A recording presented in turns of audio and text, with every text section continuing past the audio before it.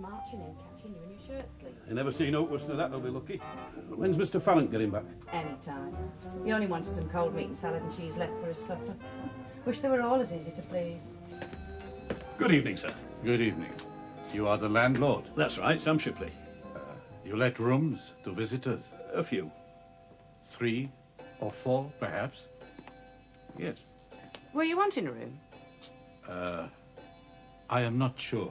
Oh, well, it doesn't matter because I'm afraid we can't oblige you. Oh, you have no room? We've only 4 bedrooms. They're all taken for this Whitsuntide. There's a gentleman in one already and the other 3 are coming tonight. So, these 3 who are coming tonight, you know them? Yes. 2 of them, perhaps, are married people, the husband older than the wife, and then perhaps a younger man. No, we're expecting 3 ladies. Oh, 3 ladies. Teachers from Manchester. Oh. Perhaps there is another inn somewhere here? Nay, this is the only one. There's Lion at Dale End, but that's 8 mile from here. But there's 1 or 2 who lets rooms. You might try Lane Top Farm, Mrs. Fletcher. It's just a bit further on. Not 5 minutes in a car, if you've come in a car. Yes, I have I will try this farm, but I do not think it will be any use. This must be the wrong year. Don't you know what year your friends are coming? Oh, they are not my friends. How do I find this farm? Well, when you get out at yard here, turn sharp to your right, and she has a sign up. You can't miss it.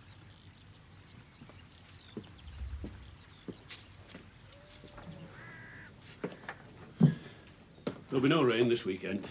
We'd have had a smell of it by now. Just fancy creeping in like that, asking questions. Ah, well, he's some sort of foreigner, you see. What difference does that make? Yes, this is the Black Bull. Yes, well, I am waiting. Oh, Miss Holmes. Yes, this is Mrs. Pratt. We were wondering what had become of you. Oh, dear, dear. Well, I never did. No, well, if your friends are poorly, I don't suppose you could. No, well, it can't be helped. Yes, we're sorry, too. Oh, we'll manage to get somebody.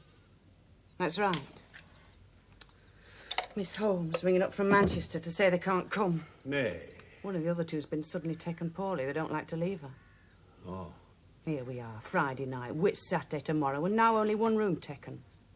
We ought to do what everybody else does and charge him a deposit when they book rooms in advance. Well, it's happened before. Does that make it any better? Of course it does, because we know we'll fill them up easy. Black Bull's never had rooms empty at Whitsuntide. There'll be some motorists coming, and happen a few business chaps and all who'll spend more than them 3 women teachers.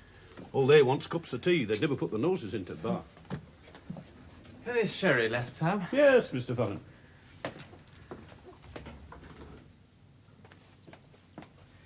Your supper will be ready when you are, Mr. Farrant. Good. Last few miles are becoming a bit grim. Oh, have the 3 females from Manchester arrived yet? No, they're not coming. One of them's poorly. Well, I can't say I was looking forward to them. Oh, but I'm sorry. It's bad news for you, isn't it? It's a nuisance, but we'll fill up tomorrow, all right. I only hope whoever we do have, you can get on with them, Mr. Farrant. No, you're not going to suggest I'm hard to get on with. Oh, no, I didn't mean that. But you know how it is. When you take people at the last minute, you can't be too particular. When you've all got to sit in here together, well, might be a bit awkward. Don't worry about me, Mrs. Pratt. I don't suppose I shall be in much this weekend anyhow. And if the worst comes to the worst, I can always go up to my room and read. I'll see about your supper. Oh, do you like Wensleydale cheese, Mr. Farrant? Because I've got some. I don't know. I'd like to try it. Been a nice Wensleydale, take some beating. Did you have a nice walk, Mr. Farrant? Yes, thanks, Sam. I must have done about 16 miles. Down the dale, then across by the church, up the moor, and back over Grindle Top. Ah, that'll be all of 16 mile. Did you find a bit of bog again at top? No, I'm getting artful, Sam. I dodged it this time. I worked well over to the right. The ordnance map's all wrong about Grindle Top. You know, Sam, this dale must have been teeming with people 200 or 300 years ago. Aye, I've heard him say that. Look at all those ruins of byres and barns and sheep pounds, and the miles of old walls on the moor. They built them before folk went into towns. I remember my grandfather talking about that when I were a little lad. Somebody ought to find all the old records of these moors. Why, in the Middle Ages, with all that old moorland farming life, and the abbeys and a castle or two, this place must have been positively humming with people. I'll bet it wasn't humming with folk today. Didn't see a soul this afternoon over the top, except a couple of shepherds.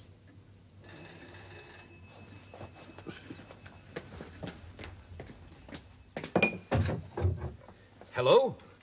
Yes, this is the Black Bull. That's right. Here, I'll answer it, Father. Hold on a moment.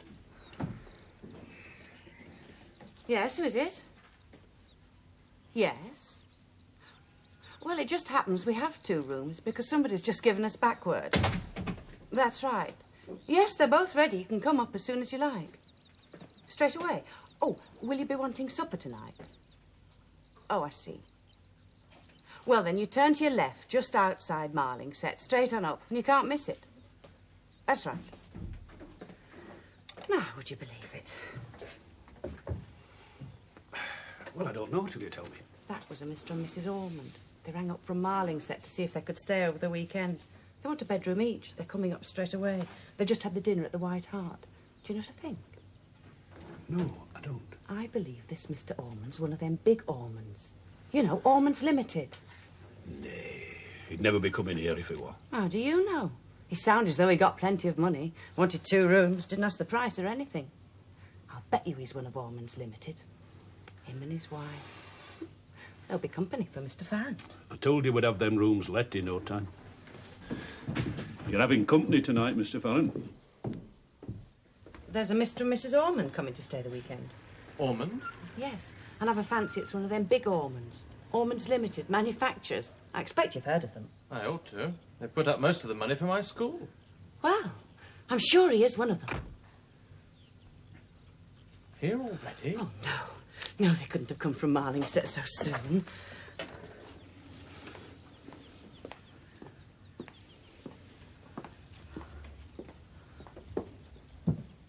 Oh, you didn't get fixed up then?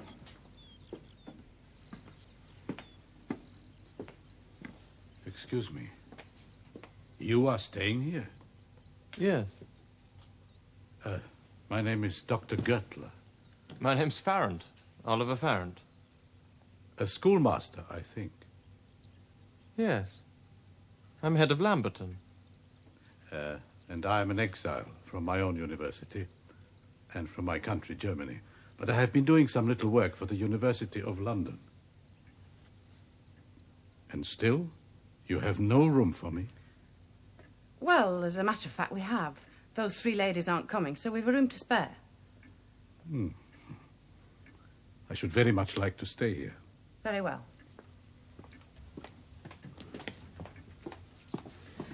Now, we charge 12 and 6 a day, all in. That's just for this holiday time. And really, we ought to charge more because we could easily get it, but... But you do not like to be greedy. No. I will stay. My car will be all right for a time, yes? Yes, my father can put it away for you.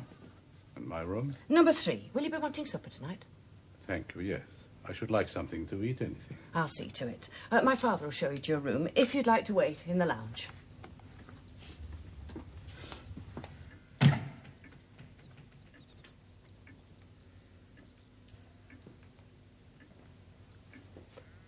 It's a simple, unpretentious little place, but they're nice people. I think you'll be comfortable. Thank you. What's your subject? Science? It was physics and mathematics. Not now. I still teach these subjects, but for myself, I go further. Research, eh? You might say exploring. I know. Spherical geometry. 2 parallel lines meeting. 2 angles of a triangle no longer greater than the 3rd. Poor old Euclid turned upside down and inside out. We have a maths master who talks like that for his own amusement, not ours. I must have seen your photograph somewhere. No, I don't think so. I'm not an Einstein. I thought I seemed to recognize you. Yes, we often seem to recognize people and places. I don't. You have been ill? I was ordered a short rest. They say it's when you're nervously exhausted that the two halves of your brain don't synchronize, and then they play that recognition trick on you. Isn't that the explanation? Yes, but do not believe it. We are not as simple as bicycles. Supper's ready, Mr. Farron. Perhaps you'll join me in the dining room. Now then, sir. So you're here after all, eh? And you'd like to see your room. Please. Aye. Not 5 minutes after you'd gone, then 3 ladies telephoned to say they couldn't come. So we'd room after all. For you. Just the one left. But the other 2 rooms? Oh, we got rid of them all right. There's a Mr. and Mrs. Ormerod coming tonight into them. So. Da habe ich aber Glück gehabt. What language is that, sir? German? Yes. It means I am fortunate. Ah, well, we've put you number 3. There's not a lot of room up there, but I'm sure you'll be all right. Here we are then, Mr. Göttler. Dr. Göttler. Well, I think you'll be comfortable. And that's a lovely outlook you've got there over Grindletop. You have been happy here? Oh, I can't grumble. I've never made much out of this place, but I've had all I want. I'd ask for no better if I'd my time over again. You often say that. Say what? If you had your time over again. Well, no, not specially. I mean to say like it's just a way of putting it, isn't it? Everybody says it. Aye, well, your supper will be ready whenever you like. Thank you.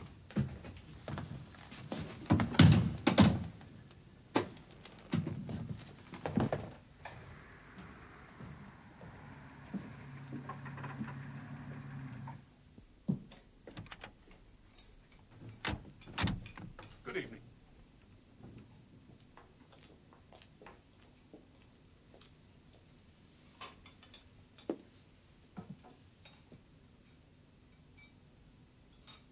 So you're here after all, eh? I'll put your car in the garage. Thank you.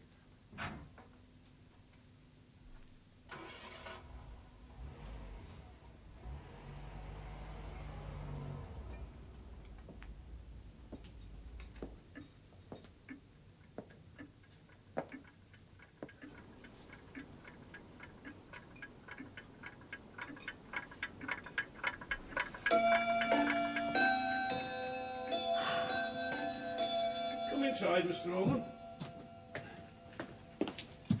I'll just put your bags up.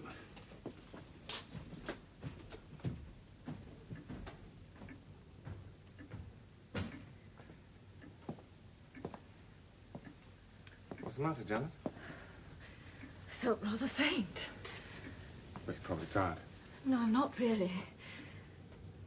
I had a sort of feeling. This room. Well, we don't have to stay here, you know. No. There's plenty of time. We can still push on. Yes, of course we can. I can simply say we're sorry. This is not our kind of place. Give them something for the trouble and off we go. Just say the word. Why don't you say it? Why don't I say it? Let's go. No. We'll stay.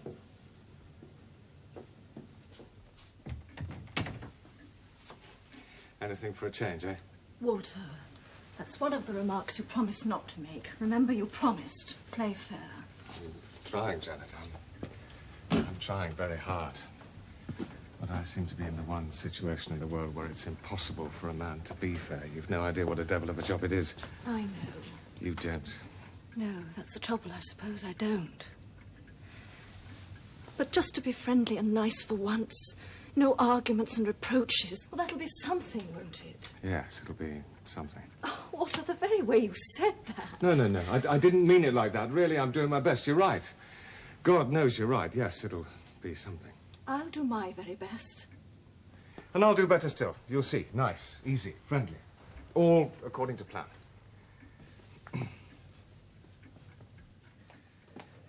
Good evening. Mr. and Mrs. Ormerod, isn't it? Yes. You did say you wanted both rooms. Yes. I have to have a room to myself. I sometimes wake up in the middle of the night and start scribbling figures on bits of paper, and then I have to smoke. Are you insured against fire? Yes, we are that. Good. I'll probably smoke a lot and burn holes in all your best sheets. I'll make you pay for them if you do, Mr. Ormond. Yes. Well, I expect you'd like to see your rooms. Would you like to look at the rooms, Janet? I must telephone to Sykes. May I use your telephone? Yes, of course, Mr. Ormond. In the hall on the desk. Thank you. If you'd like to come with me, Mrs. Ormond.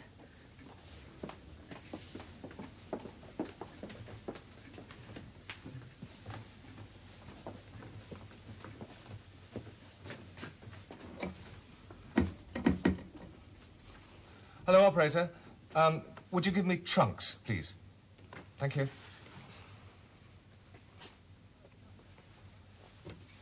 Hello, Trunks. I would like to make a reverse charge telephone call, please, to Brensham 67.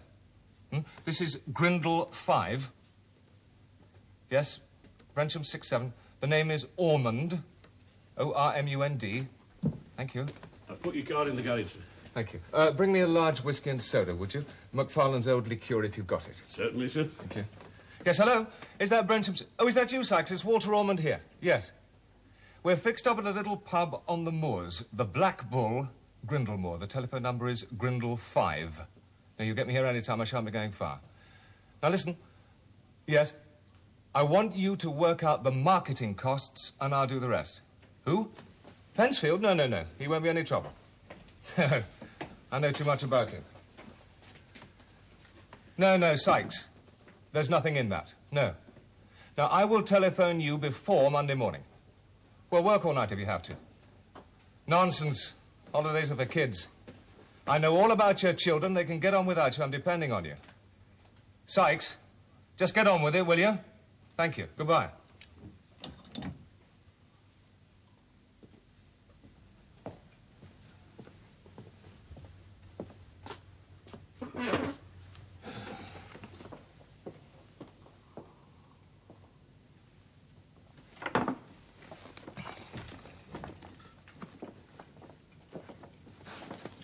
You know, Walter, you had several whiskies at dinner. I know, and I had several more before that, and now I'm having another.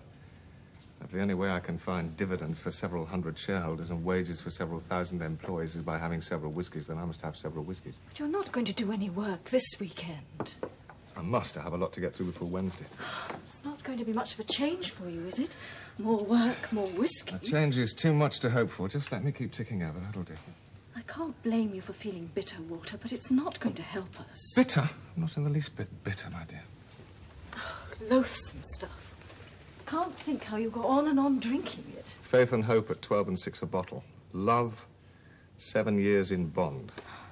And in a minute you'll be attacking me again. I'm not attacking you. I'm defending whiskey. It's dependable. It doesn't change its mind. I think it's in love with you, and then no better. I don't think I'd object if it made you silly drunk. You'd walk straight out on me. No. Trouble is, it only makes you gloomy. No. If I pour enough down into the darkness inside, it begins to floodlight things down there. Beautiful images begin to shine. Venuses arise from a sea of scotch and soda. Glorious.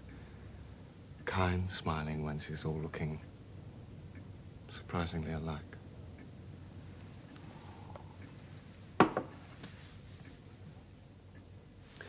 Room's all right? Yes. Queer little windows and a heavenly country smell. Any spotted china beasts? Yes. Dogs with long necks. They've blue spots in my room, red spots in yours. Good, good. I'm very fond of those beasts, and I haven't seen any for years. I believe you're going to like it here. No, I can't help feeling it was a mistake. It was your idea. Well, I have lots of bad ideas. This place is too small. It's too quiet. It throws you straight back in on yourself. That's a good thing. Well, it's a good thing when people are all right with one another, but when they're trying to be easy and friendly, and one of them has died on the other. If they've got any sense, they want to go and stay at some large, damn silly place screaming with jazz bands where you can't possibly think.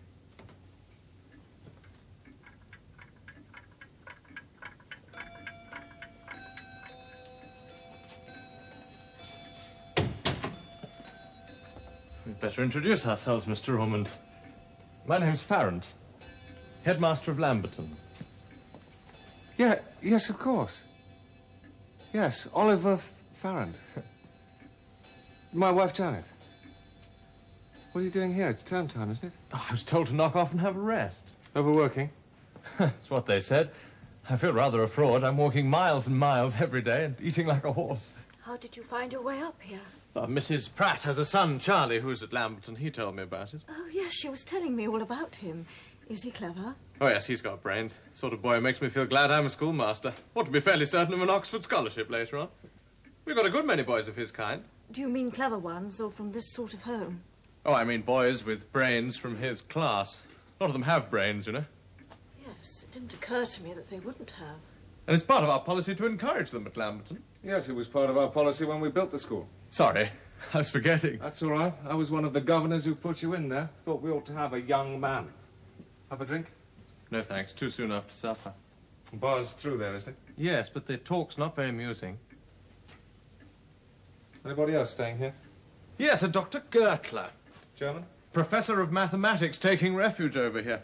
Though, judging by his talk at supper, he seems to have wandered rather a long way from mathematics now. Don't quite make him out. Why? He seems to be turning mystical. Probably seen a lot of trouble. German intellect doesn't always stand the strain.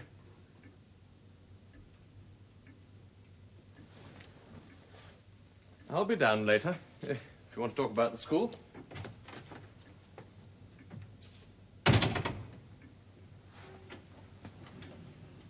Do you know, without having seen him, purely on his record and against considerable opposition, I had that young man made head of Lamberton. My dear, I know you did. Well? Oh, very friendly, nice, modest sort of young man, not in the least bit conceited or dogmatic. Charming. Most extraordinary thing, I thought I'd take to him at once. Took to him straight away on paper, and he looks all right, but, well, there you are. Ah. Dr. Gertler, Mr. and Mrs. Ormond. Yes, good evening. Good evening. And a very beautiful evening. Yes, hasn't it been? Will you join me in a drink, Doctor? No, thank you. Janet? No, thank you, Walter. Then I think I'll try the bar. I won't be long.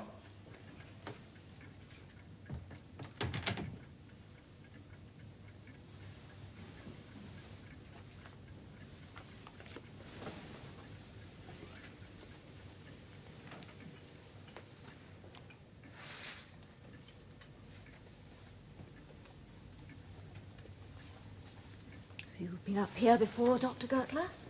No. Have you? No, I haven't. Really? You do not seem very certain. I was wondering. Yes? I was wondering if I could have been here when I was a very small child. Mrs. Ormond, I am a student. A very old one now. Sometimes we students do not seem to have very good manners. I do not wish you to think that I'm inquisitive or impertinent. It didn't occur to me that you were or that you might be.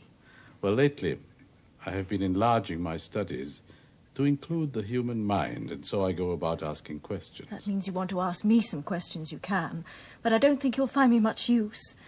I've always thought the psychoanalysts monstrously exaggerated everything. I can't believe that all the little fears and fancies we have are of any real interest or value. Even a few years ago, I would have agreed with you, but now I see that we do not understand ourselves, the nature of our lives. What seems to be happening continually, just outside the edge of our attention, the little fears and fancies, as you call them, could be all important because they belong to a profounder reality.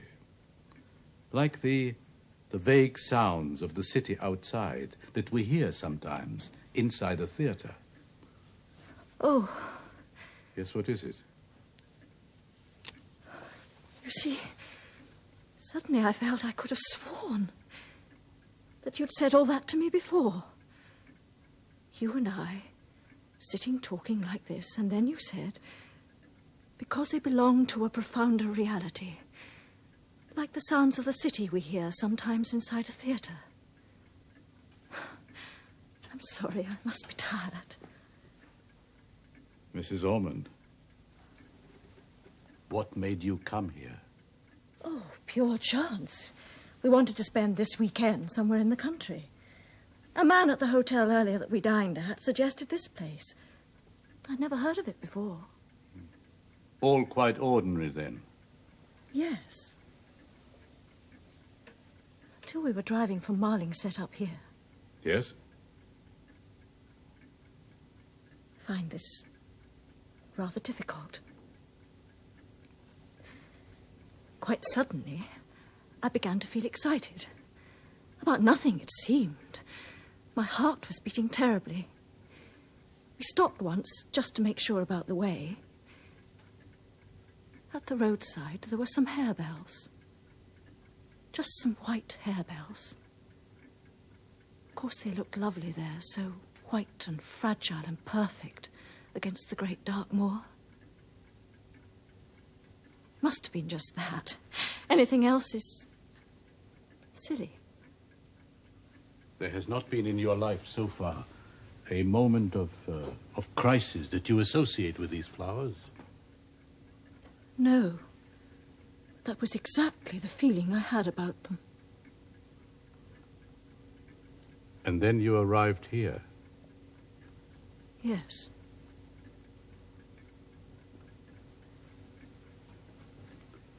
You have met Mr. Farron? Yes. Yes, just for a few minutes. He's very young for the responsible post he holds. Yes. That doesn't matter, of course. He's fortunate, but he deserves to be. He's very clever. And very charming. Very kind-hearted, too, I think. Yes, I'm sure he must be.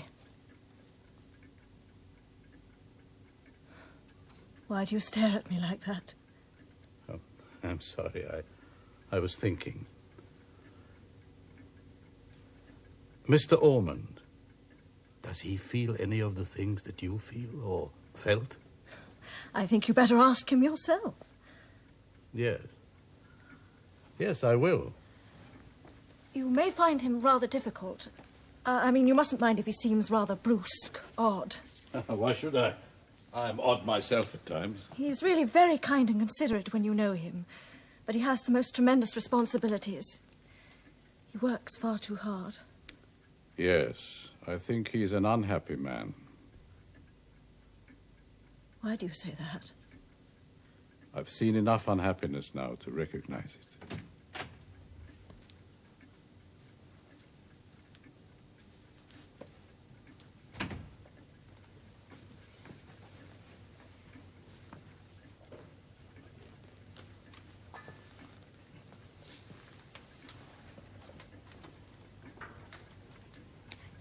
What are your special subjects, Mr. Farrant? History and economics. Oh, I don't care much about economics. Never seems to me to be true. But I wish I knew more history, real history, not the dreary stuff they taught us when I was at school. I'm always meaning to learn more about it. Well, it's going on all round you, you know. It's not something that's dead and done with. We're making it all the time. I don't feel as if I'm making very much. No, but when you begin to realize that you're in history, helping to make it, you see the whole thing differently. That's how we try to teach it now. We show them how completely interdependent we all are. Yes, yes. Dependence. We all depend on each other. Oh, excuse me, Mrs. Ormond, but I just wanted to tell you we have breakfast at 8:30, if that's not too early for you. Yes, that's fine. Thank you, Mrs. Pratt. And is that all right for you, Dr. Gertler? Yes, thank you. Would you like a cup of tea earlier on, Mrs. Ormond? Oh, not tomorrow morning, no. What about you, Walter? Oh, I'm sorry. Oh, that's all right. No tea for me and no breakfast either. Just a pot of strong coffee about 9:30. All right, Mr. Ormond. I shall be out all day again tomorrow, so may I have some sandwiches in the morning, please? Yes, Mr. Farrant. You going striding over the moors all day? Oh, I shall be out all day. Don't know about striding. Well, that's what you want, isn't it? You'd better go along with him. Well, what are you going to do? Oh, I shall do a bit of work, then I'll slack around. You better join up with Farrant here. She can walk, you know. Well, it might be rather rough going. Of course, if you'd like to come along. No, thank you.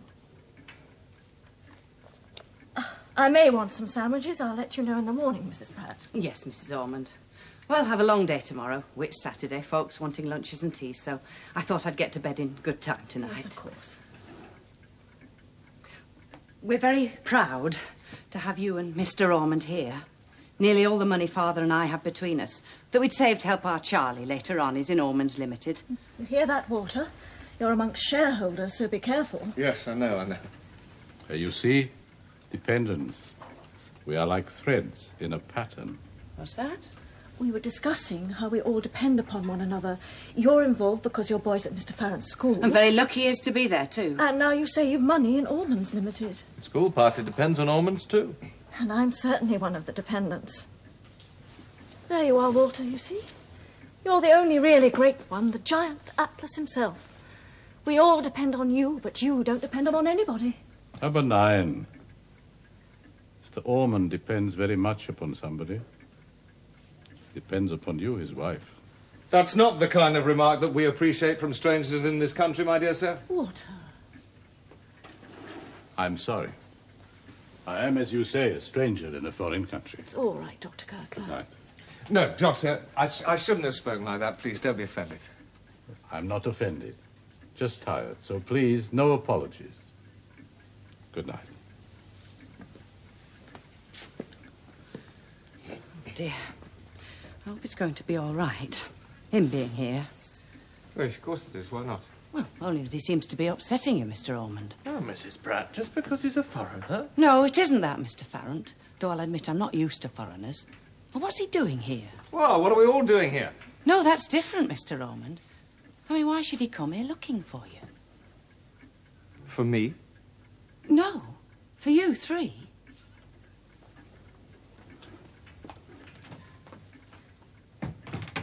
He comes here, looking about him.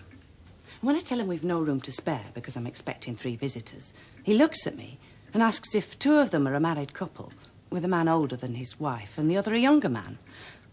When I say no, I'm expecting 3 ladies from Manchester, he seems disappointed.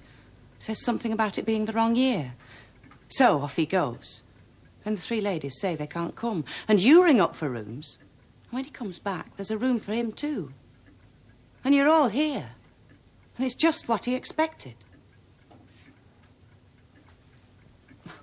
And then upsetting you like that. He makes me feel right uneasy. Nothing more you'll be wanting, Mrs. Ormond. No, thank you. Good night. Good night. Right.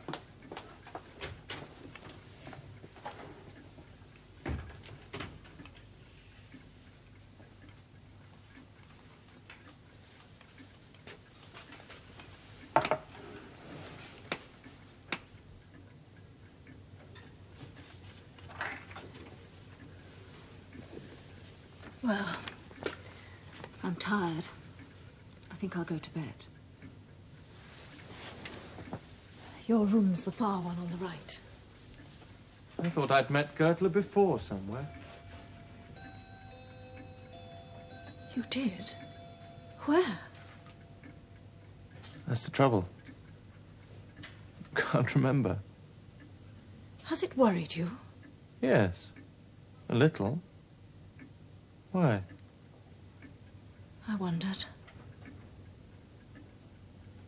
Walter, if you'd stop working for just 1 minute. Well, you want me to tell you all about it? It's quite simple. We're all 3 a bit off our heads. Farrant here's been overworking. The doctor's sent him away. I've been half dotty for years, and as for you, Janet, you're just a young woman who's always ready to have your horoscope told, your fortune read, always longing for marvels and miracles, not even wanting to be sane. Yes. That's quite simple and quite silly. Good night. Good night.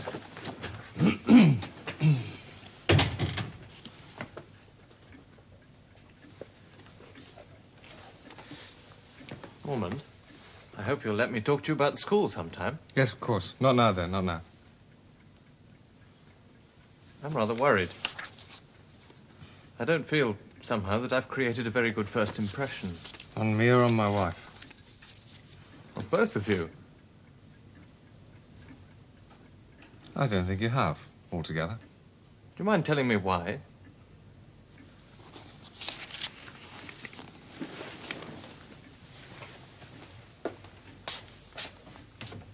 I honestly haven't the least idea. Good night.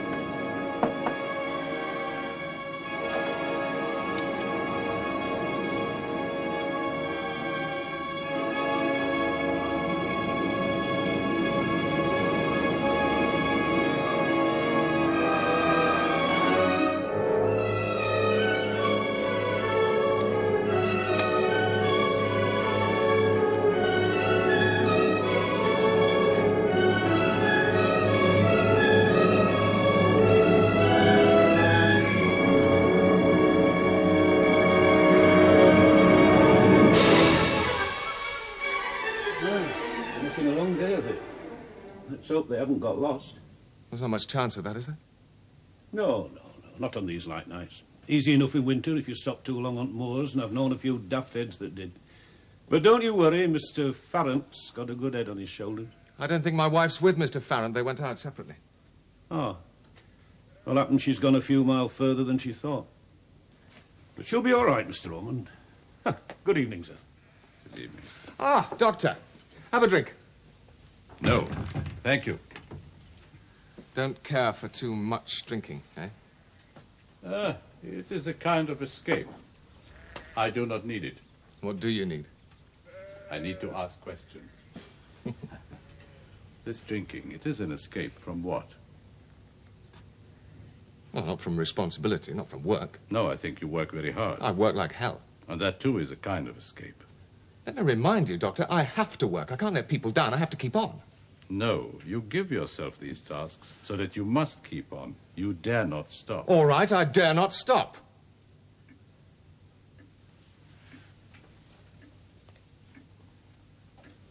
And yet, you are rich? Have you ever been rich, Doctor, or lived among the rich? No, I've only been poor and lived among the poor. But that is quite an experience, too.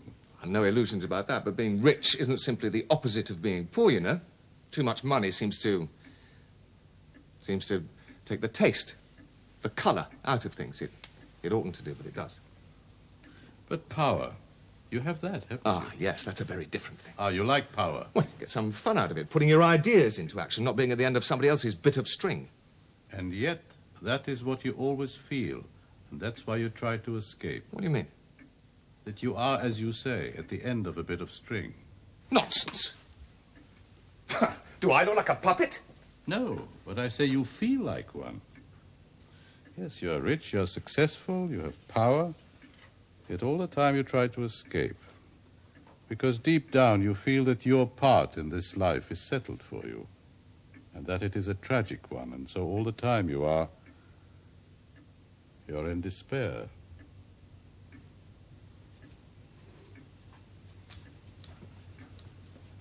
Is that not true?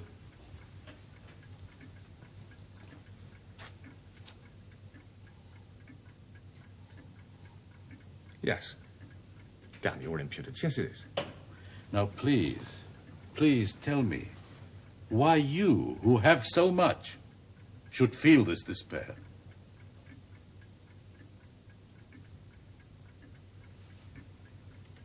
Well, I suppose in the last resort you either trust life or you don't. Well, I don't. There's something malicious, corrupt, cruel at the heart of it. Nothing's on our side. We don't belong. We're a mistake. But you have known good things. Oh, yes, yes. And when you're young, you snatch at them. Only to find they're bait in a trap. Cheese for the mice. One nibble and you're caught and the wires are boring into your guts. I can feel them here. No, it is something in yourself. Something that hates life. All right. It's something in me. Something that wants to blot out the whole bloody business.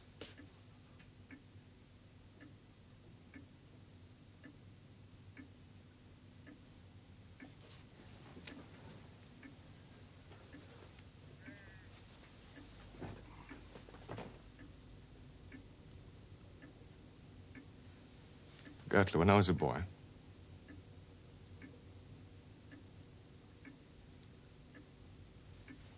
I watched my mother die of cancer. For 2 years, she was tortured. She might just as well have been put on the rack,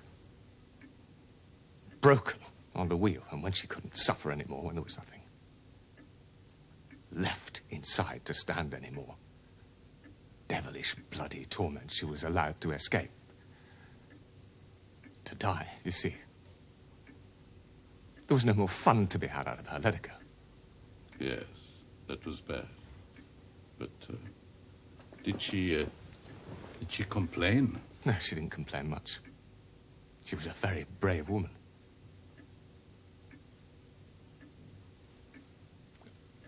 I remember when she couldn't stand it anymore and she screamed in the night. She'd apologized next morning. She was sorry if she'd disturbed us. She was sorry. No, she didn't complain much, but by God, I complained. Yes, I understand. You feel too much. You do not know enough. I know too much. No. You're like a child who thinks because it rains one morning, it'll never play out of doors again. Do you believe we have only this one existence? Yes, of course. Of course? No, to have only this one short existence, to spend it being tortured by disease, to be given delicate nerves and consciousness only to feel pain. That would be a terrible cruelty. It would be better not to be born at all. I've thought so many a time.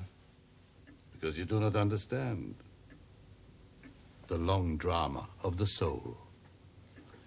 To be tortured like that, to suffer like that, to die young as your mother did, that is not easy, nor pleasant, but it is a role, a part, like any other brief appearance here. I'm sorry, Doctor. This may mean something to you. It means absolutely nothing to me. Just so many fine, useless words. You will please remember, Mr. Ormond, that all my life I have been a man of science. I'm not a political orator. My fine words mean something. Tell me.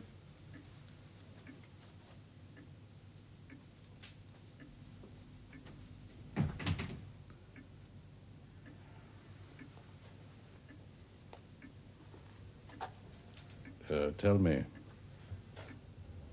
You were in the war?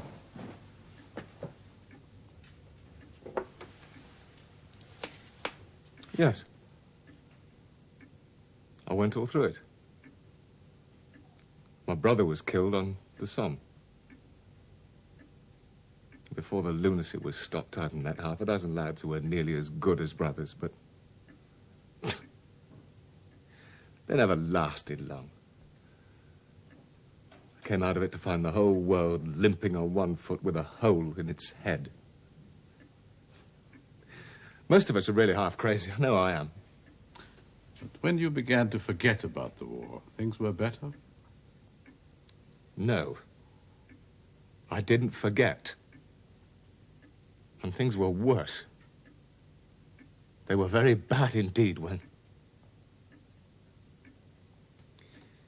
I met my wife, Janet. Things looked different for it. Well, that's how it's been. It's not very cheerful, but I don't suppose you've had a rollicking time. No. I lost my only son in the war, a young boy. I saw all my family and friends ruined by the economic collapse of Germany. My wife died, and now I've seen my students taken away from me, and I've been turned out of my university and out of my own country. I'm sorry, Doctor. Yet I do not hate life. I accept it all. Because you see, there is no traitor here. You think there is in me? I do not know. I can only guess.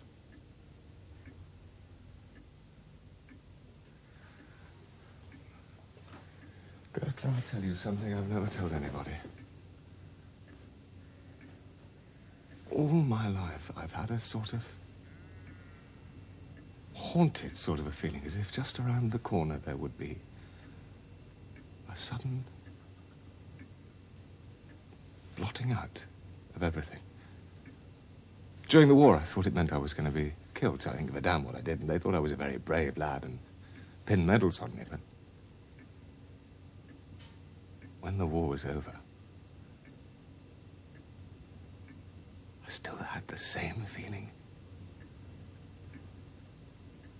And it's getting stronger all the time.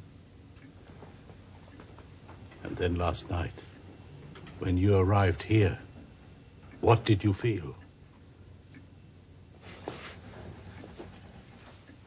What did you feel when you entered this room? When you saw your bedroom? I felt like a man staring into his grave.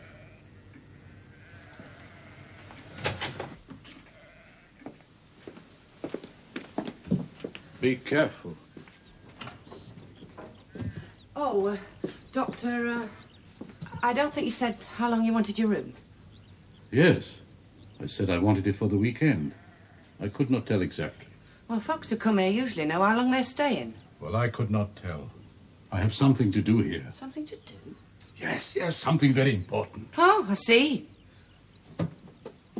There is no need for you to talk to me in this way. Why do you? Well, seeing you've asked me, you make me feel uneasy in my mind. You've a trick of upsetting other people, too. And I don't like it.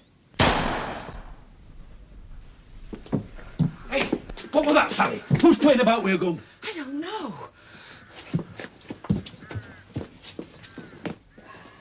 It's all right. It's all right. Hello, Sam. Did it bring you out? I'm sorry. It was a silly thing to do. It was a very silly thing to do. I'm sorry, Mrs. Pratt. Whatever happened, Mr. Ormerod? Well, it must have been a rat. I've always hated rats ever since they used to come snuffling over me in the trenches, so I had to have a pop at him. I didn't even get him, Sam. I just made a lot of noise and frightened you. Well, I am sorry. It was a silly thing to do. Well, I don't know why it should have bothered me so much, but still... All right, Father. Hey, They'll be wanting you in the bar.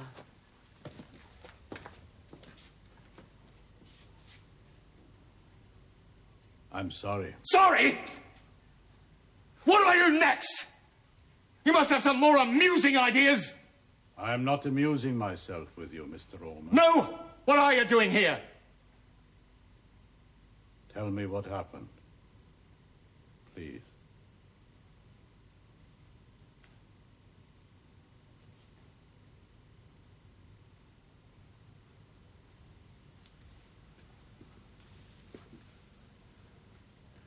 It wasn't so bad until I took out the revolver. And I had to take it out. Then I felt the only thing left for me to do on Earth was put that revolver to my head. Then I had to pull the trigger. I suppose there was a rat for me to fire at. Perhaps not. I'm crazy enough to invent a rat or two. Was there a rat? I do not know.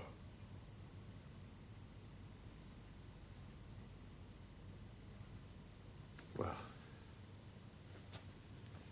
thank God there's something you don't know. Well, it's quieter now, Mr. Ormerod, if you'd like to go back there. Yes, I would. Sorry, Mr. Pratt.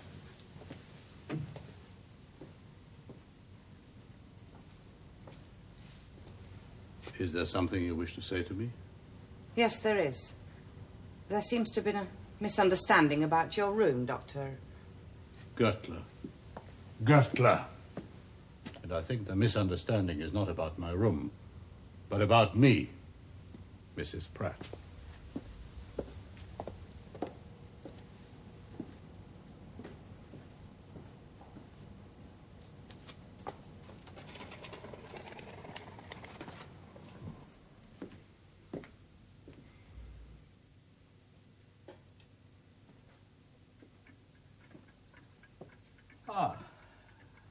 expected Mr. Farron to be with you.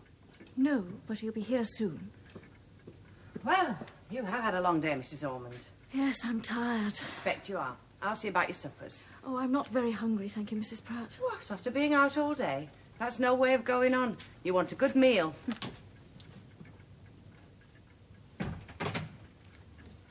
For once, Mrs. Pratt is right. I think you should have a good supper. Yes. I'll probably feel quite greedy when I see it, but you know how it is when you're feeling tired. You walked a long way, Further than I meant to. but it was a good walk. Heavenly. Across the moors nearly all the way. I found a tiny secret glen with a little waterfall. Mossy rocks, carpets of grass, harebells. White harebells again. Yes, white harebells again. You remember things, don't you, Dr. Gertler? Only sometimes. My wife used to say I remembered nothing. That was because I always forgot anniversary days and what to bring home from shops. It was peaceful up there. Yes. No people. Just larks and curlews. Very peaceful. Innocent.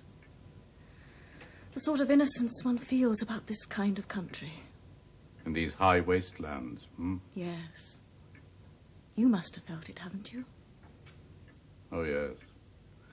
Every summer I used to walk in our mountains, the Thüringer Mountains, with my family and my friends. We didn't even know how happy we were to be together and to have such summer days. I think it would have broken our hearts then to know how happy and how fortunate we were. I'm so sorry, Dr. Gertler. These high places, you know, have never been settled by men. That's why they are still innocent. Where men have settled for a long time and lived for a long time, the very stones are full of evil. Saturated, full of evil memories.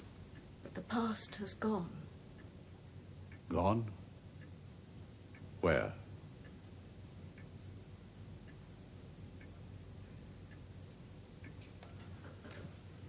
So Mr. Farron wasn't with you today.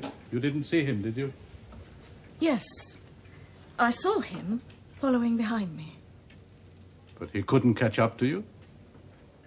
He didn't catch up to me.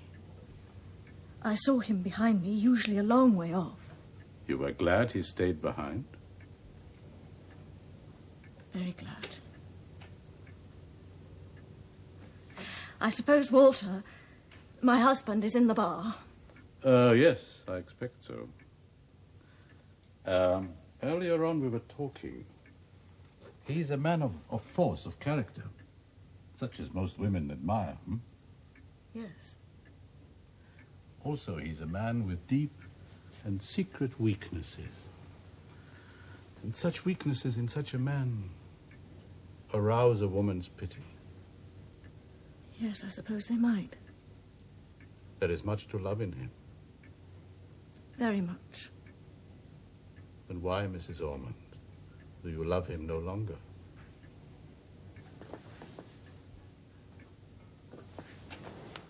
You're offended. I beg your pardon. I'm sorry. Supper's already when you are, Mrs. Ormond.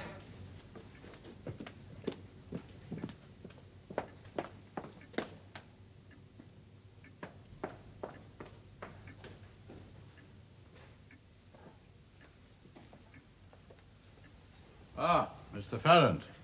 You've had a good walk? Not bad. Mr. Farron. Mr. Farron. Yes? It doesn't matter.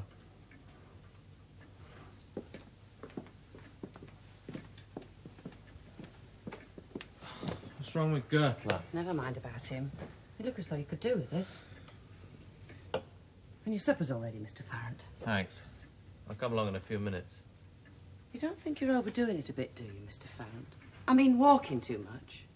I'm a bit tired today. Slept badly last night. Yes, well, you were sent here for a rest, you know. You don't want to go and overdo it. You're looking done up tonight, if you don't mind me saying so. Oh, don't worry, Mrs. Pratt. I've always been a lot better than I looked.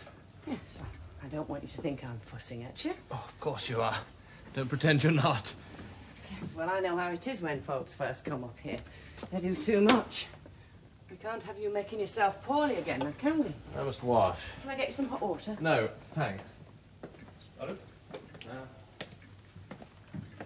Well, lass?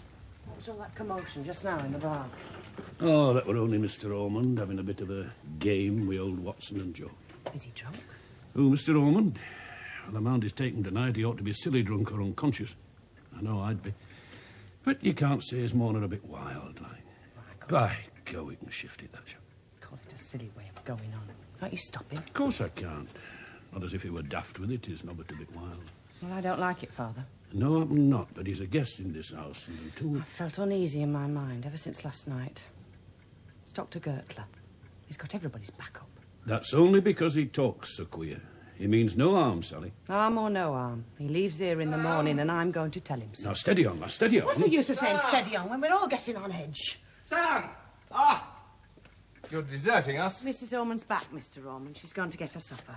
Well, see that she has a beautiful supper, Mrs. Pratt, including your gooseberry pie. Now, don't stand any nonsense. She must take her share of gooseberry pie. You see to that. Now then, Sam, come on. Let's hear what's going to happen to you in the next world. Hey, he didn't say next world, Mr. Ormond. Well, I thought...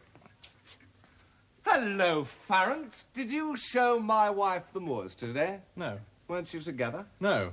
I saw her, but we weren't together. Why didn't you join up? I don't know. I suppose we both preferred our own company. That's not very complimentary of you. Sorry, I don't mean to sound offensive. Actually, I was feeling rather dreary and thought I'd better keep it to myself. Yeah.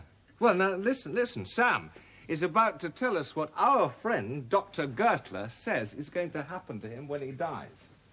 Well, you know what to expect. I believe Goethe's turning mystical, like so many Germans when things go wrong. He's had a packet, you know. Yes, and I think it's a rotten shame, but even that doesn't excuse a man of science who's begun to talk bosh. What makes you so sure it is bosh? One or two things he said to me last night. Perhaps I'm too impatient with all that easy, optimistic half-thinking, but we shan't get out of the muddle we're in except by thinking hard and realistically. Don't you agree? We shan't get out of it until we want to get out of it. Now, what sort of thinking is going to make us want to get out of it? That's the point. Well, it won't be Goethe's Teutonic mistiness, will it? I'm just going to eat.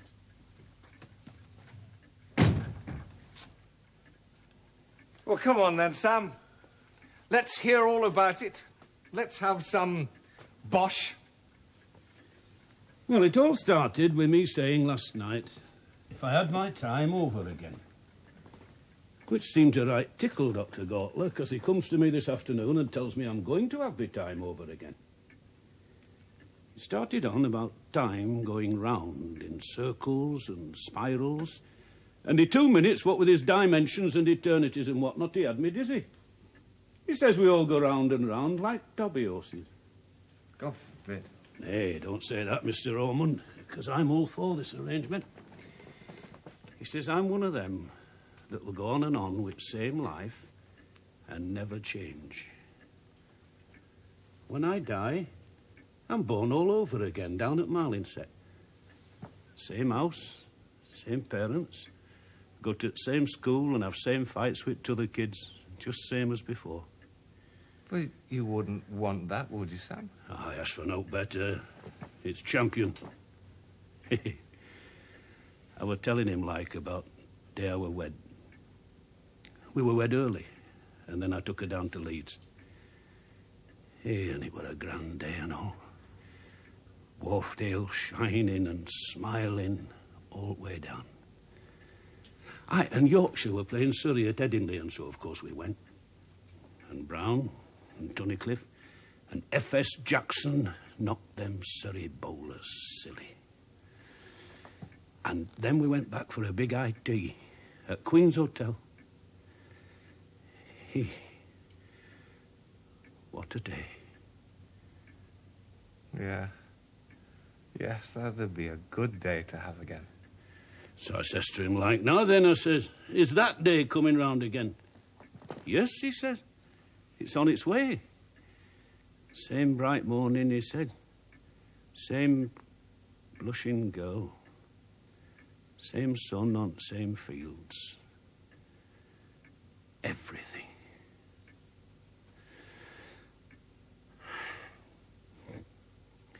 That'll do me, I said. Lucky for you, Sam. But tell me, does Gertler seriously think that we all just go on and on with the same life? I think so. That's what he told me, anyhow. Doctor, didn't you tell me we all went on with the same life, round and round and round? I said you might live the same life over and over again, but not all. What happens to others then, Doctor? Well, some people, steadily developing, will exhaust the possibilities of their circles of time and will finally swing out of them into new existences. While others, criminals, madmen, suicides, they live their lives in ever-darkening circles. Fatality and death begin to haunt them, and gradually they sink. For Christ's sake, stop it, can't you? I don't want to hear any more of that stuff tonight. It's getting on my nerves. You've gone and put your foot in it again, Doctor. Perhaps I was wrong to come here, or wrong to speak at all of these things. Now, steady on, Sally. All right, all right. Yes? Dr. Gertler, about your room. I thought you were just staying last night and tonight, and, well, I promised somebody that room for tomorrow and Monday, and it's somebody who stayed here many a time, so, you see... mean you want me to go? I didn't say so. I said we wanted that room. Yes, but you have no one coming for it tomorrow. No, but we soon can have. I said that because I didn't want to hurt your feelings. Tell me the real reason why you wish me to leave. Well, if you want to know, it's because I feel there's something wrong here. I don't know what it is, but I can feel it all the time. So can other people. Perhaps there is something wrong here. Well, there wasn't before you came. And you arrived in a queer sort of way, asking who was staying here and that. I do know we'd all be a deal more comfortable if you were gone. And we think a lot of Mr. Farrant. Mr. and Mrs. Ormond are folks of some standing. And I am not. Well, if you want to put it like that, you can do, but that's how it is. We don't expect you to go tonight, you know. Look, I will go when I please. You wish me to go, to leave? That is good enough. I will pay you now. Up to tomorrow morning for just 2 days. We'll call it £1, shall we? I'm sorry. We only want to do what's right for everybody.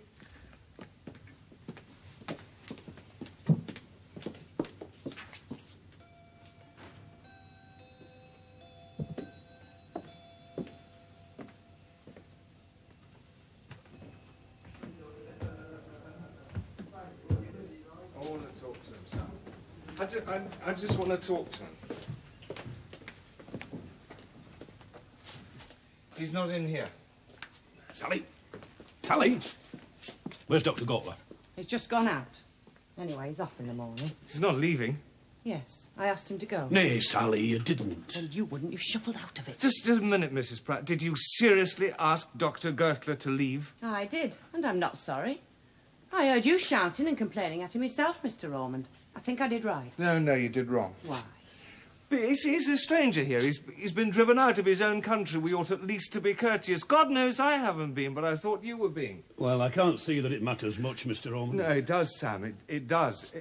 He can't have gone far. I'm going to find him. You shouldn't have done it, Sal. Why not? We've got our living to earn and work hard enough to earn it. And we're the best judge of our own business. It's all very well Mr. Ormond talking so grand. And how many whiskies has he had? I know. But he's far from being nasty drunk, so I can't interfere. The only one who's cut is his wife, and it beats me she doesn't. And she's given him up as a bad... Was your supper all right, Mrs. Ormond? Yes, fine, thank you, Mrs. Pratt.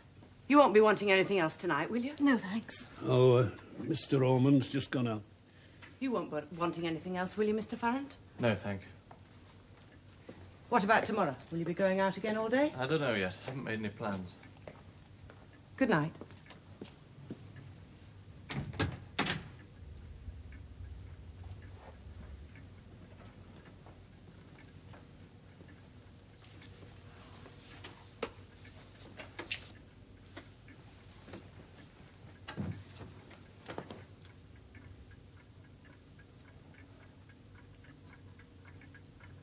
Mr. Farrant? Yes? This afternoon you walked just behind me for several hours. We have just sat through the whole of supper without exchanging one word. I'm sorry, but I can't stand any more of it. If you're going to stay in here, I'll either go out or upstairs to my room. Oh, please don't trouble. I'll go. Thank you. Yes? Would you mind telling me how long you're staying up here? I really don't see why I should. Why do you ask? Because if you're not leaving, then I must. I didn't realise you disliked me as much as that. Oh, I don't dislike you, it isn't that. You no need to talk as if I'm driving you out. No, I don't mean that, Mrs. Ullman. It's just that I find these long silences intolerable. So do I. I feel exactly the same. And I do assure you it's quite unusual for me. I'm often accused of talking too much. But you see, last night I never slept at all. Oh, neither did I, for that matter. But still, that doesn't excuse us. No, I know. But then, you see, all today when I was out, of course I felt fagged. You must have done too. Oh, I did, and when I got back here, I felt absolutely worn out. I couldn't possibly make any effort at supper. But still, I think you might have done. I tried, you know. Tried all the time. I kept... You know how one does. I kept forming words. Oh, yes, I did that too, but I couldn't bring them out. Exactly, and then when I came in here, the silence had gone on so long, it seemed absolutely indestructible. Oh, it was nearly. I had to take a hammer to it. I'm glad you did, because I wanted to explain. You must think me a fool. No. Of course, I felt you disliked me. But then with not sleeping last night and being so tired today... Yes, well, probably I'm imagining I'm fitter than I am. You do look rather nervously tired. Perhaps we're both, you know. Not quite our usual selves. No.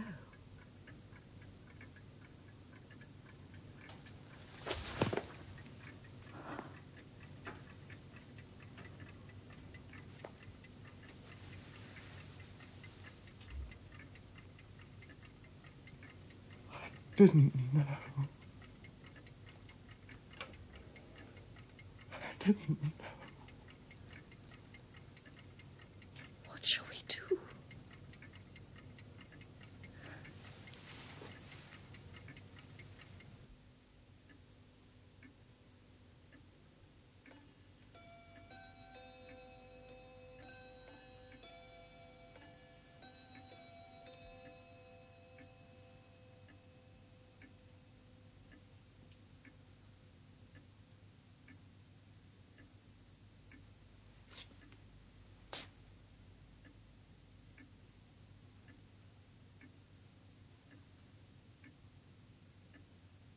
There may be a storm.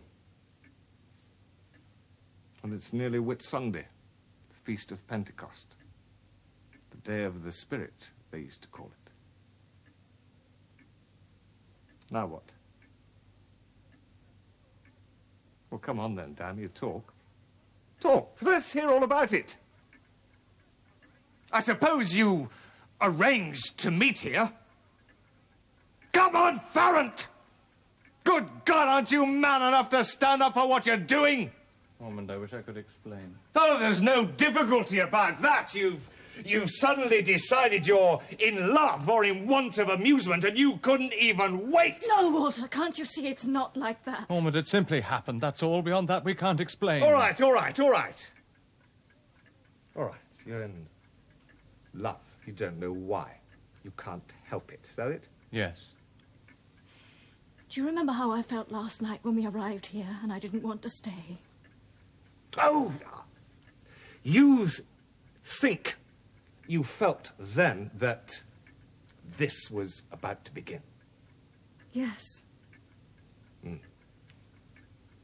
But you don't know how it's going to end. How does it end? Better ask Dr. Gertler. Why do you say that? He's not serious. I'm in a state of mind when I've stopped considering whether I am serious or not. Ask Gertler, ask the devil. But Gertler doesn't come into this Don't at all. be too sure, Farrant! He knew it had happened before. How could he have done? He came to find us here. I believe he knows everything about us.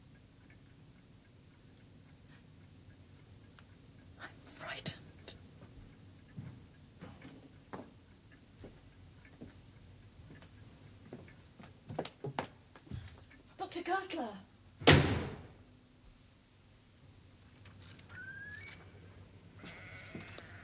I'll be sorry when today's over. What's this doing here? It's Dr. Gertler's. I found it in his room this morning. And never said a word about it? Well, you'll have to send it to him. I never thought he'd leave last night without another word. I meant to tell him this morning to stay on, if he wanted to. After what Mr. Ormond said, I felt sort of ashamed. I was right upset when I found he'd gone. Mr. Farron, Dr. Gortler's left this behind. I was just wondering whether it were of any importance. I see. Wiederkehr Dazwischenkunft. That's recurrence and interference or intervention. This notebook, it says, is for problems and instances of recurrence and intervention. Yes. You're sure to want that back. What does it mean? God knows. Mrs. Pratt, I should be leaving tonight. Can I have my bill, please? Sam, do you mind getting my car out? All right, Mr. Farron. I'll pack now. Mrs. Pratt.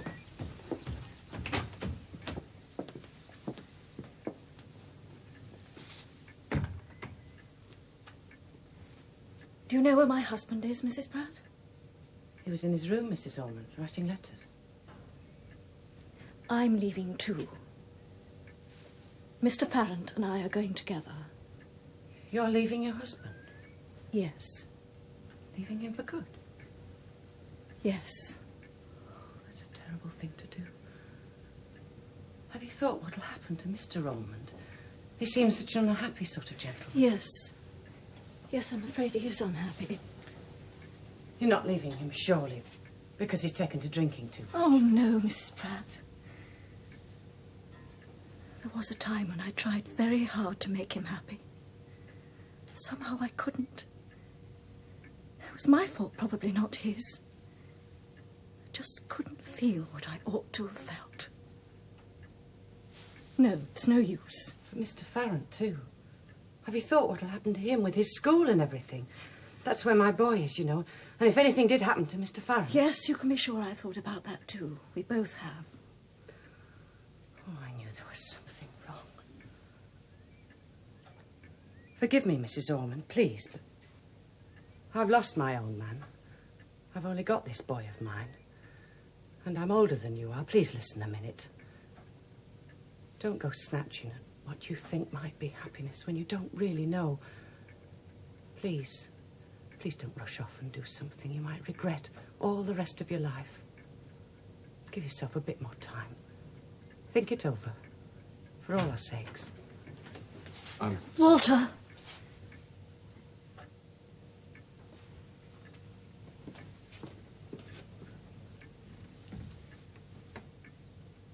I've just told Mrs. Pratt that Oliver and I are leaving. When? Tonight. I see. It's the only thing to be done, Walter. To make a clean break now. I've no doubt you're right. We faced the worst that might happen. Even talked about losing the school because of the possible scandal. You mean you've talked about facing the worst that might happen? You haven't actually faced it yet, you know. How do you know what the worst is? When we decided to come here, I thought the worst that could possibly happen would be that we would have another one of our rows, but now I'm losing you altogether. You see, you don't know. I only said we've tried to face the possible consequences. You're not happy, are you, Janet? No. No, I'm not. I feel absolutely miserable. Rather frightened.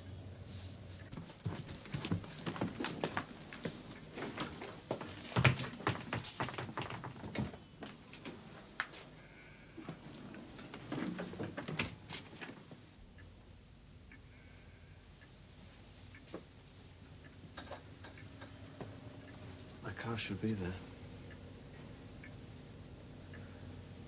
This is a hateful business. I suppose it's a bad case of conscience. No, Oliver, I'm sure it isn't that. There's something.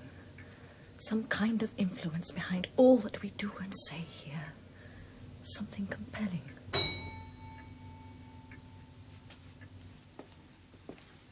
Dr. Gertler, I'm glad you're here.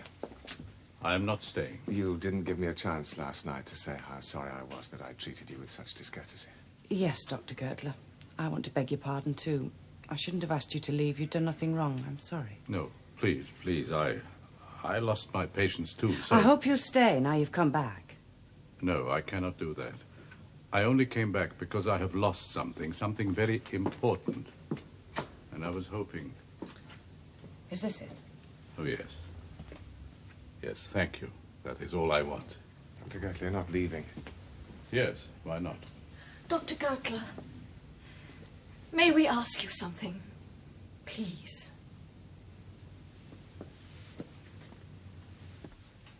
You know something, don't you? Something that we don't know. You believe that something happened here before. I know it did. How could it, seeing that not one of us has ever been here before? Are you sure? Of course I am.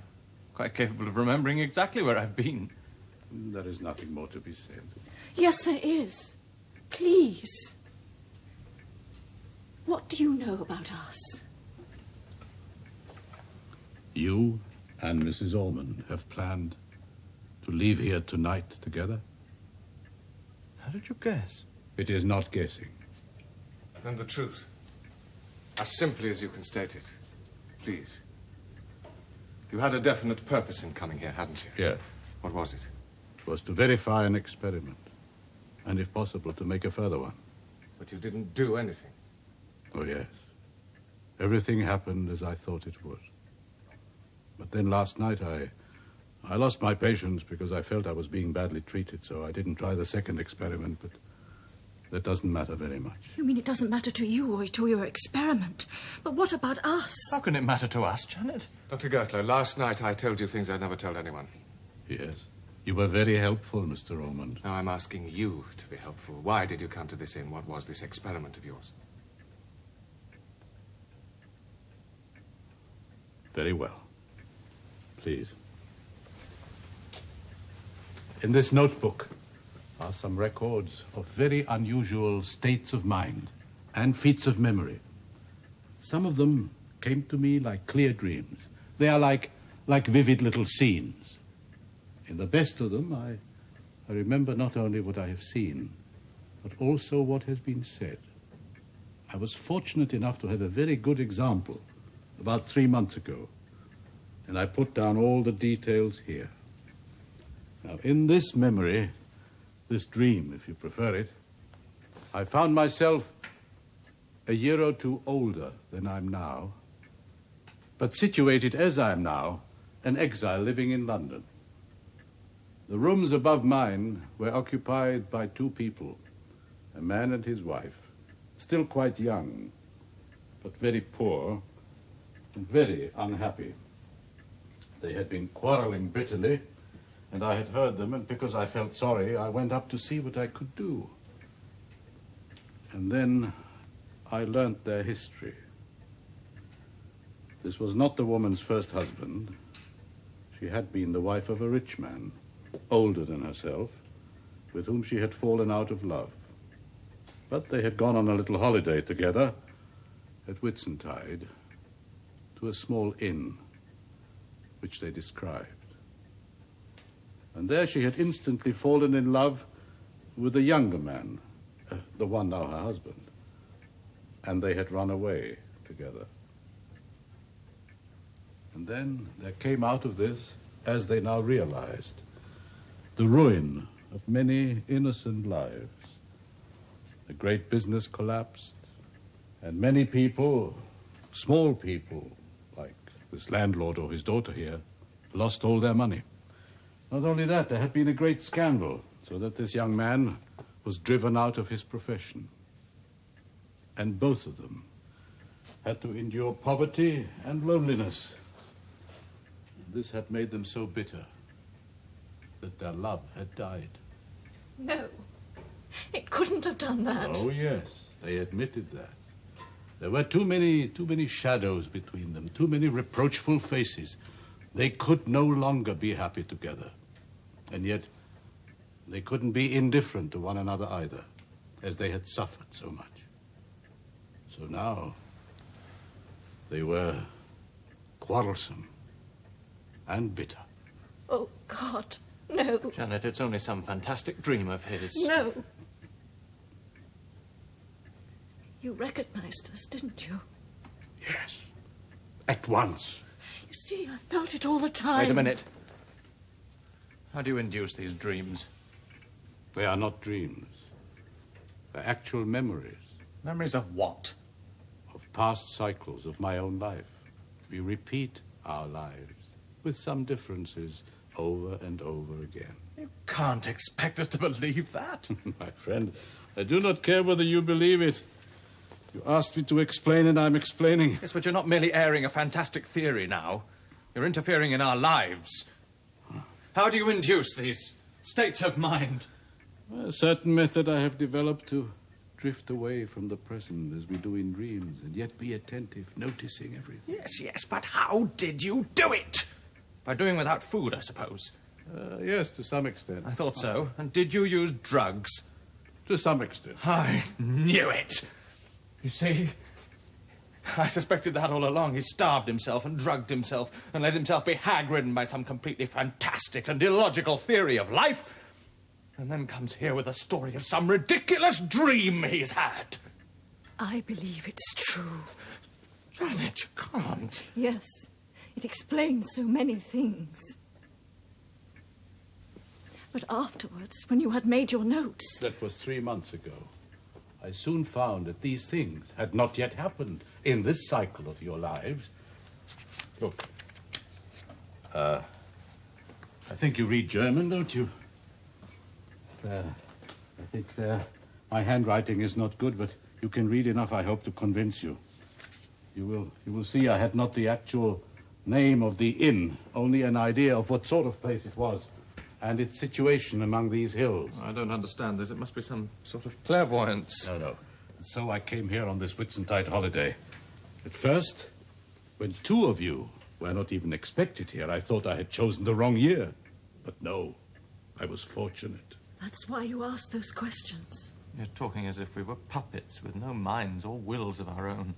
It's a monstrous, hellish theory. And yet, what have you felt these last 2 days? Have you felt you had minds and wills of your own? No. But we're not really like that. I know we're not. We can make our own lives, can't we?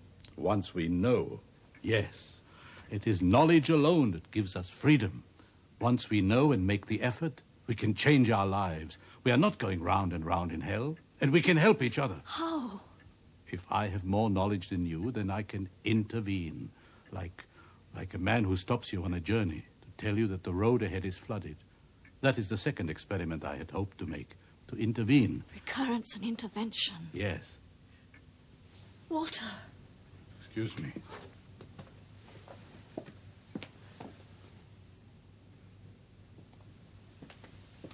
Janet.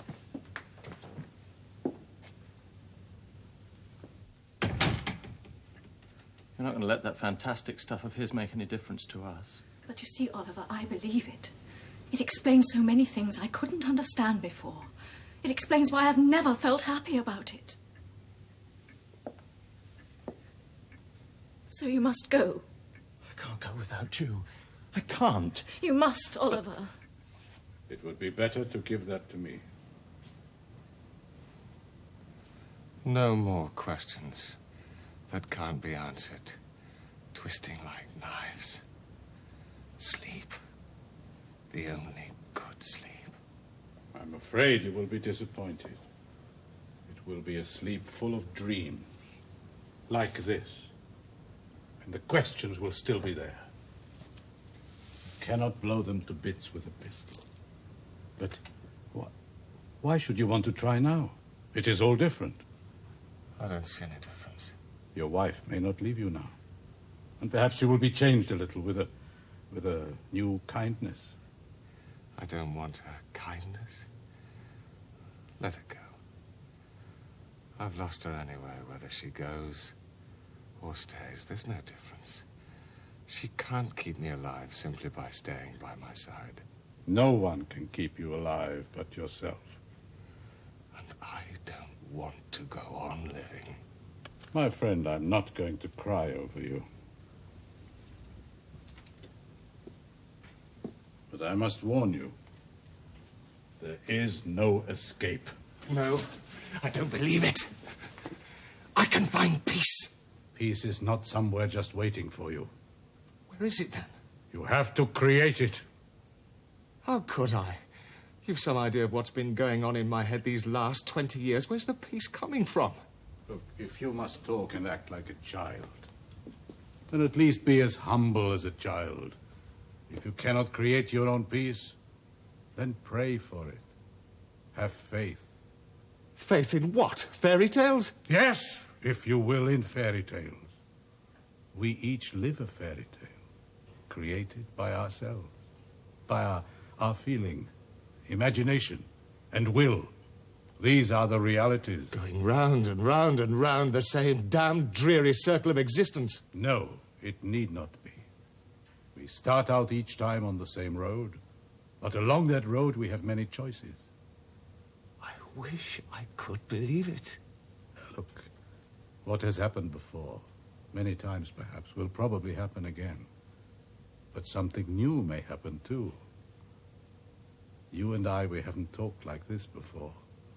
This is new.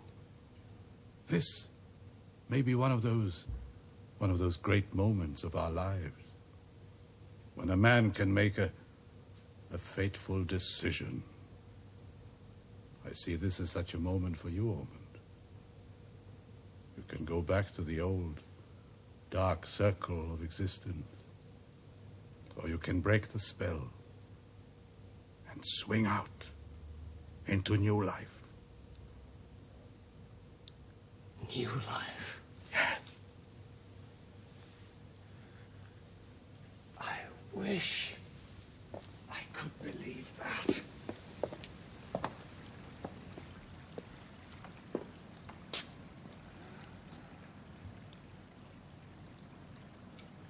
They've never yet told me about a God so noble and wise that he won't allow a few simple decisions that we make in our ignorance and our bewilderment to settle our fate forever. Why should this one poor improvisation be our whole existence? Why should this universe have been created for the first pitiful charade we can contrive? We learn. Always too late. When I was no longer a boy, I knew at last what sort of boy I ought to have been. When I was 40, I knew how to behave at 20. Always too late. So the little wisdom we gain is useless to us. In your world, not in mine. We must continue to play our parts until the drama is perfect.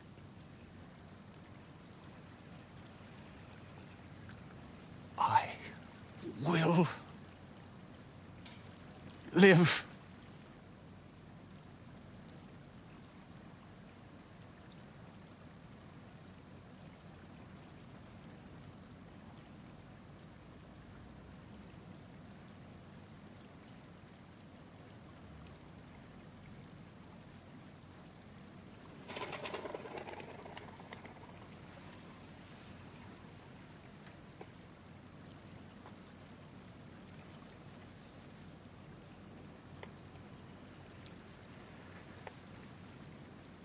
I must talk to my wife.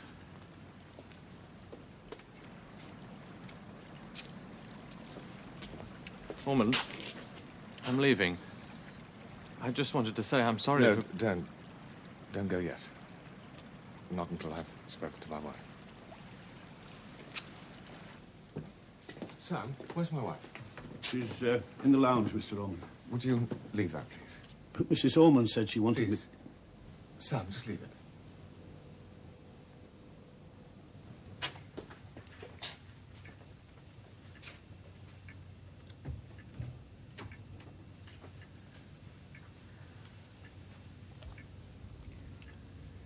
I have said goodbye to Oliver.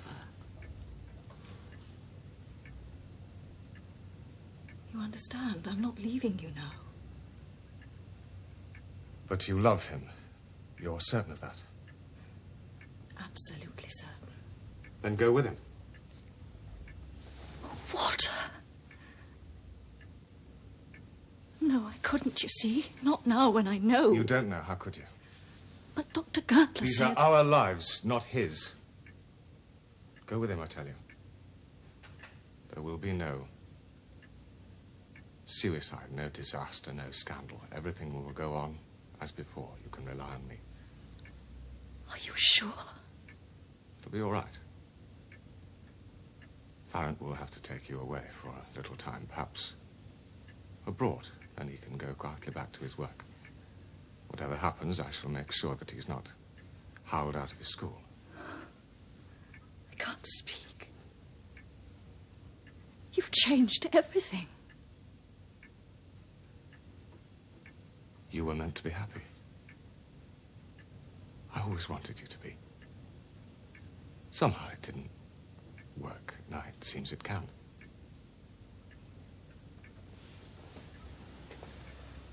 Walter, something tremendous has happened to you.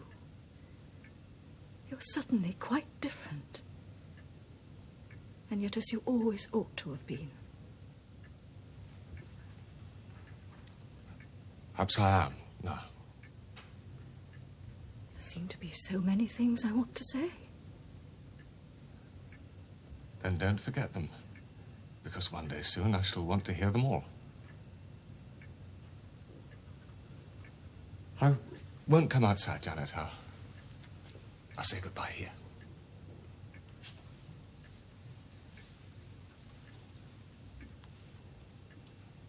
Dear Walter.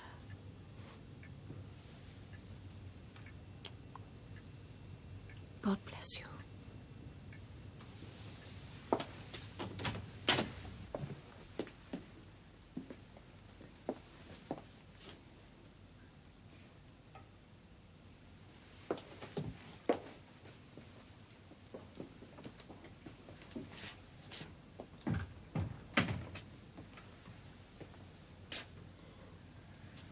Sam,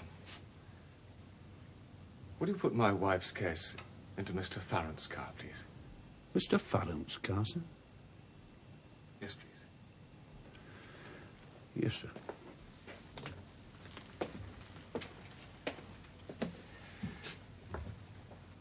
Don't worry, Mrs. Pratt. Everything will be all right. Your boy will have his chance.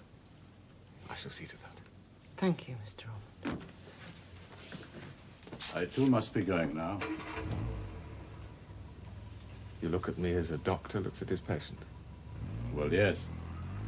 Because if my theory is correct, you are now in the unusual position of a man who is, as it were, moving out on a new track.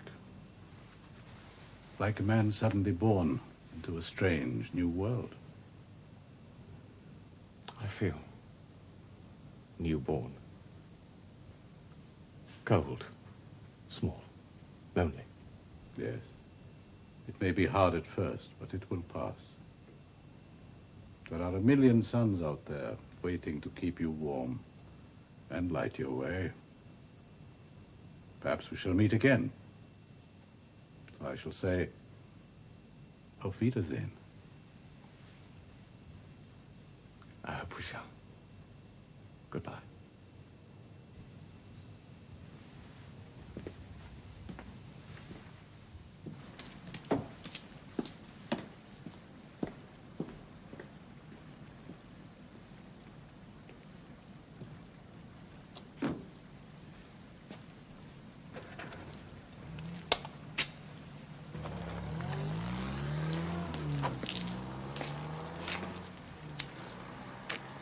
I just wondered, like Mr. Ormond, whether there might be aught I could do for you. could smoke your pipe, Sam. Aye.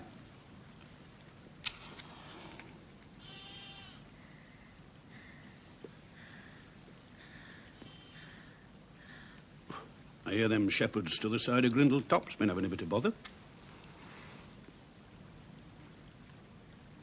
Yes, I heard something about that, Sam.